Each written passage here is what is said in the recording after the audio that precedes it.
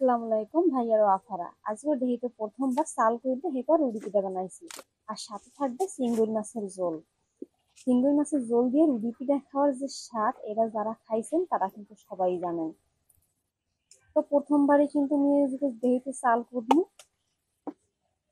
এই যে দেখেন কিন্তু দেহিতে চাউল দিয়ে দিছি, এরপরেই কিন্তু পাট দিয়ে লমু। আর কষ্ট করে যে কোনো জিনিস তৈরি করলে ওই জিনিসটার যে স্বাদ হয় ওইটা কিন্তু ব্লেন্ডারে চাল করে পিঠা বানাইলে ওই স্বাদটা কিন্তু পাওয়া যায় না। আজকে কিন্তু আলহামদুলিল্লাহ এই পিঠাটা খেতে অনেক মজা হয়েছে। তো তোমাকে কত কিছু দেখতেই পারছো, মোর চালগুড়ি কিন্তু হয়ে গেছে। এখন একটু চালন দিয়ে নিয়ে চাল গুঁড়িগুলো চালিয়ে নেবো। আর তারপরেই কিন্তু মুই পিঠা বানাতে চলে যাবো। এইগুলি দিয়ে কিন্তু শুধুমাত্র রুটি পিঠা না, যে কোনো পিঠাই কিন্তু বানানো যাইবে। আজকে কিন্তু আমি রুটি পিঠাই বানাবো, এটাই তোমরা দেখতে থাও। তো প্রথমে রান্না মই চিংড়ি মাছের ঝোল, এই জন্য প্রথম চুলাটা একটু জ্বালাই লইতে আসছি। আর মাটির চুলা ধরাইলে কিন্তু একটু কষ্টের ব্যাপার, যারা সবসময় আগে চুলা রান্না হয় তারা কিন্তু সবাই জানেন।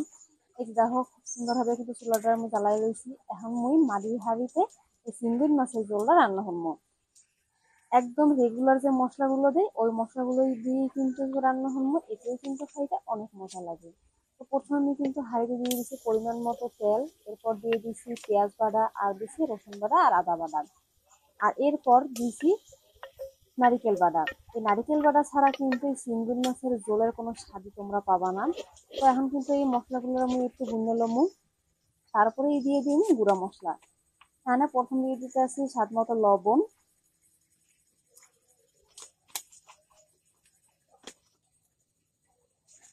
সামান্য পরিমাণে দিয়ে দিব জিরার গুঁড়া। জিরার গুঁড়া কিন্তু এককালে বেশি দেওয়া যাবে না, তাইলে কিন্তু চিংড়ি মাছের যে গ্রানটা ওইটা কিন্তু থাকবে না।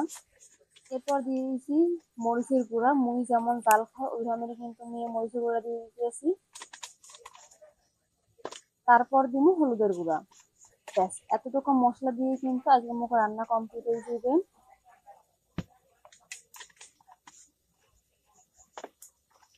এরপর লাগবে কিছু গোটা মশলা, দারচিনি, এলাচ, এগুলো দিলেই কিন্তু খুব সুন্দর একটা গ্রান পাওয়া যায়।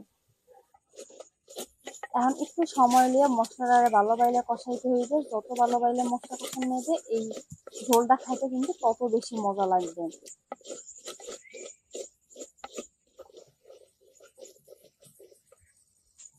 কষানোর উপরেই কিন্তু আসলে যত মজা। তো এরপরে মুই দিতে আসি পানি, কারণ মশলা কিন্তু একদম ভাজা ভাজা হয়ে গেছে। সামান্য পানি দিয়ে আবারও মশলাটা ভালোভাবে কষাই নিব। আর খেয়াল করতে হইবে মশলা যেন পুড়ে না যায়, এতে কিন্তু মশলার যে স্বাদটা ওইটা কিন্তু নষ্ট হয়ে যাবে। আর ঝোলটা খাইতে কিন্তু একদমই ভালো লাগবে না। কিছু কাঁচামরিচ দিয়ে দেবে, এতে কিন্তু কাঁচামরিচের খুব ভালো একটা গ্রান আইব, আর এটা খেতেও কিন্তু ভালো লাগবে।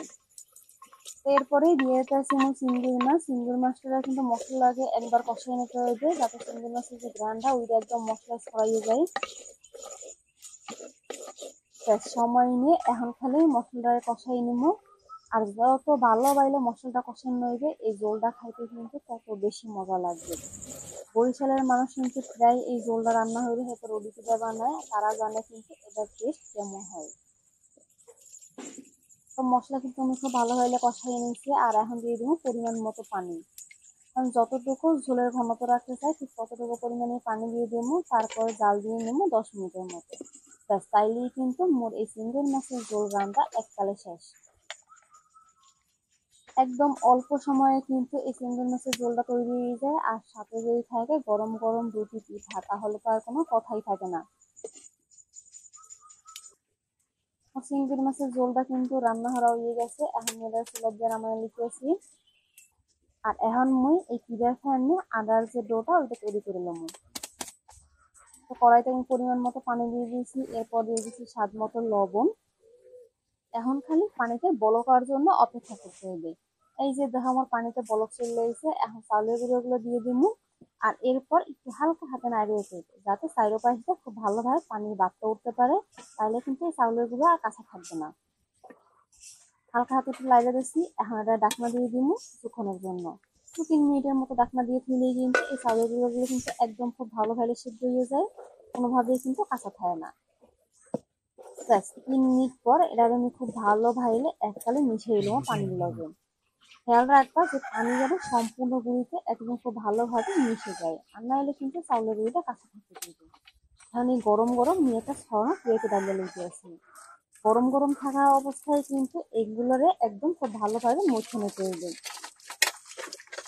যত ভালো বাইলে এই ডোডারে মুছে নেওয়া হইবে ততই কিন্তু রুটিটা ভালো হইবে। এই যে দেখেন এককাল স্মুথ করে মুছে নিছি।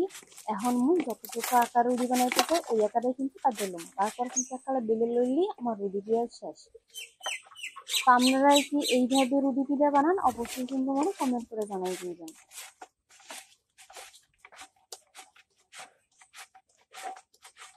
এখন আসলে বলার কিছু নাই, আপনারা খালি দেখতে থাকেন যে মুই কিভাবে এইদের গুলোরে কাট করতে আসি।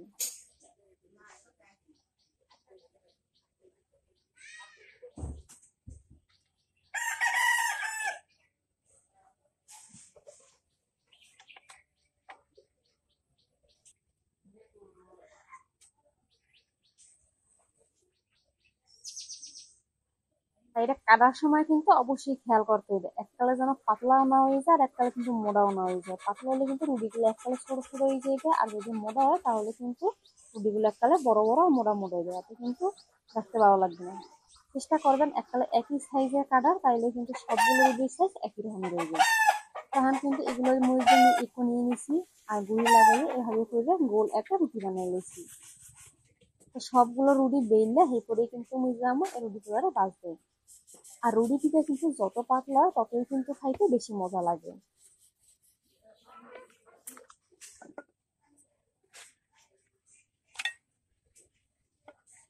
তো সবগুলো রুটি কিন্তু মোর বেলা হয়ে গেছে, এখন এগুলারে বাইজে নেবো।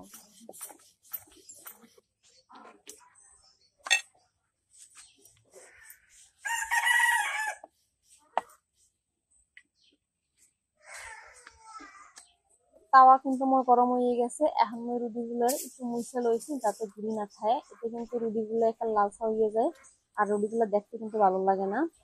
তো আমি রুটিগুলোরে উল্টেই পাল্টাই এরপর ভাজিয়া উড়িয়ে ফেলামু। ব্যাস এই রকমেরই কিন্তু আমি সবগুলো রুটি ভাজিয়ে লমু।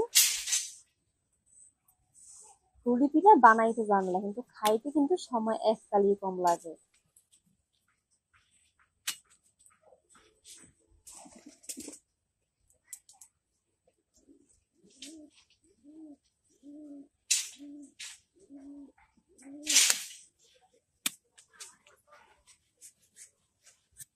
তো মোর রুটিগুলো কিন্তু ভাজা হয়ে গেছে, এখন আমি এটারে পরিবেশন করে লইতেছি।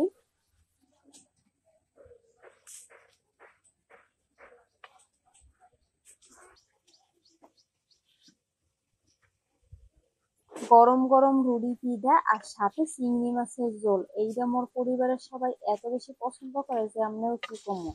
আমরা অবশ্যই কিন্তু একবার হইলেও এই চিংড়ি মাছের ঝোল দিয়ে রুটি পিঠা ট্রাই করে দেখবেন, দেখবেন অনেক মজা লাগে আর সবাই কিন্তু অনেক পছন্দ করবে। তো আপনাদের কাছে আমার এই ভিডিওটা কেমন লাগবে অবশ্যই কিন্তু কমেন্ট করে জানাই দিবেন। সবাই ভালো থাকবেন, আল্লাহ হাফেজ।